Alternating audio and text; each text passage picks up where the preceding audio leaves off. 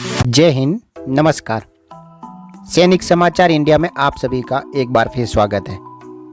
इस वर्ष में 5 ऐसे बदलाव हुए हैं जिनकी आप सभी को ज़रूरत थी।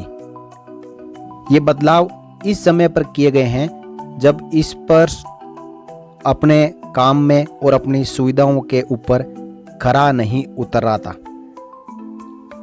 इस वर्ष को एक बड़े प्रोजेक्ट के नाम पर लॉन्च तो कर दिया, लेकिन इसके अंदर कमियां बहुत है, जिसमें से 5 कमियों को इस वर्ष पेंशनर्स द्वारा उजागर करने के बाद इस वर्ष ने उनमें सुधार किया है, यानी बदलाव किया है। उसमें सबसे पहली है आधार और मोबाइल नंबर को अपडेट करने की जो फैसिलिटी है वो होम पेज पर प्रोवाइड कर दी गई है। आप सभी को पता है कि जब आप अपने इस वर्ष के यूजर नेम और पासवर्ड से इनिशियली लॉगिन करने के बाद जैसे ही पेंशन डाटा वेरिफिकेशन कंप्लीट करते हैं, आपसे वहां पर आधार नंबर और उसके बाद पैन कार्ड नंबर को अपडेट करने के लिए कहा जाता है।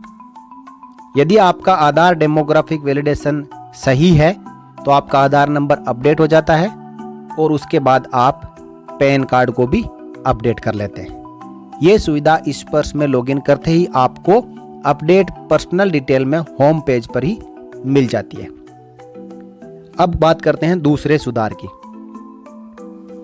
जो आपको पेंशन स्लिप और फॉर्म 16 है वो पहले आपको इस वर्ष में लॉगिन करने के बाद ही मिलता था, लेकिन अब ये दोनों डॉक्यूमेंट आप इस वर्ष के सर्विस सेंटर से भी प्राप्त कर पाएंगे। अब चलते हैं तीसरे चेंजेज यानी बदलाव पर, जिसमें जो आपको इनकम टैक्स में रिबेट पाने के लिए सेविंग डिक्लेरेशन सबमिट करना होता था, वो अब आपके इस वर्ष पोर्टल में लॉगिन करने के बाद अवेलेबल है। आप इस वर्ष पोर्टल में लॉगिन करके वहां से अपनी जितनी भी इनकम टैक्स रिबेट सेविंग्स है उनको वहां पे डिक्लेयर कर सकते हो। चौथा बदलाव,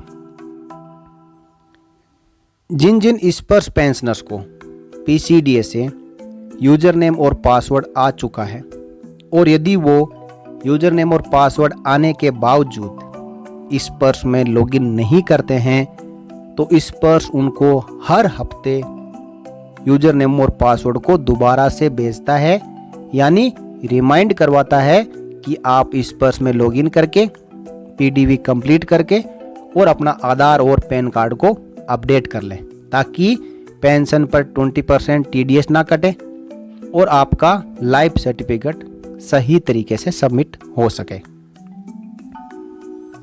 अब फाइनल जो अपडेट 5वां जो बदलाव किया गया है वो किया गया है कि आप अपना लाइफ सर्टिफिकेट या कंप्लेंट अपने नज़दीक के कॉमन सर्विस सेंटर में जाके सबमिट कर सकते हैं। इन 5 बदलाव की सख्त जरूरत थी और इतना बदलाव होने के बाद एटलीस्ट एक इस वर्ष पेंशनर लॉगिन करके अपना डिजिटल लाइफ सर्टिफिकेट सही समय पर जमा कर पाएंगे, जिससे उनकी पेंशन बंद ना हो। और उसके बाद यदि कोई इस वर्ष में ग्रीवेंस डालनी है तो वो कॉमन सर्विस सेंटर पर जाके डाल सकते हैं। और कई इस वर्ष पेंशनर्स जिनके मोबाइल पर बार बार इस वर्ष का यूजर नेम और पासवर्ड आने के बाद लॉगिन नहीं करते हैं, उनको इस वर्ष द्वारा हर वीक रिमाइंड करवाया जाता है यूजर नेम और पासवर्ड भेजकर कि आप अपने इस वर्ष पोर्टल में लॉगिन करें और आगे जो फॉर्मेलिटीज़ है वो कंप्लीट करें। तो साथियों, ये 5 बदलावों के बारे में मैंने यहाँ पे आपको अपडेट दिया। जानकारी अच्छी लगी हो तो लाइक करें और ज़्यादा से ज़्यादा शेयर करें। और सैनिक समाचार इंडिया चैनल को आपने अब तक सब्सक्राइब नहीं किया या आज आप पहली बार विजिट कर रहे हैं तो ज़रूर सब्सक्राइब करके बेल आइकन प्रेस कर लें।